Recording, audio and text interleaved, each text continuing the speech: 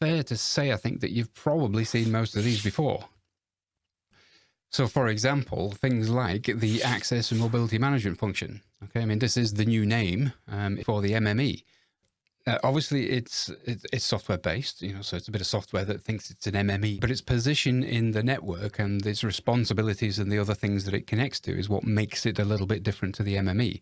But it is, as you would expect it to be, responsible for things like registration and mobility management. So it knows where the user equipment is, and it knows the names of the user equipment to a certain extent.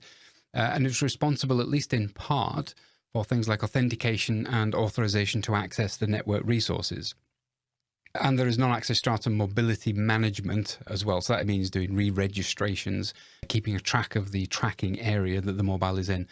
So it knows who the mobile is, it knows where the mobile is, and it kind of knows more or less what the mobile is doing. We also have in the network a session management function. Now this is similar to the P gateway control plane. And that's the important part, really, because the P gateway, or the GGSN, they had both the control plane and the user plane as part of the same functional node in the network.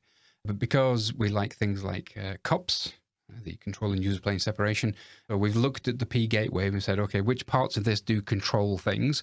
And we separated those control things now into its own function, which we now refer to as the session management function. It still has a relationship with the user plane part of the network, which is the user plane function. But the session management function, you will recognize many of these things. Session management signaling towards the UE.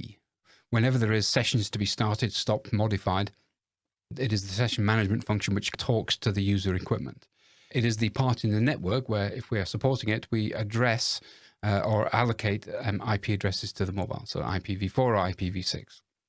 And as I indicated with this interface, it is also the management entity in respect of the user plane function. So it tells the user plane function what to do: start sessions, stop sessions, modify sessions, and so on. We do have a database in the network, formerly known as the HSS, the Home Subscriber Server, now referred to as the UDM, or the Unified Data Management, and that is the place in the network where we store all of the subscriber data. It has a slightly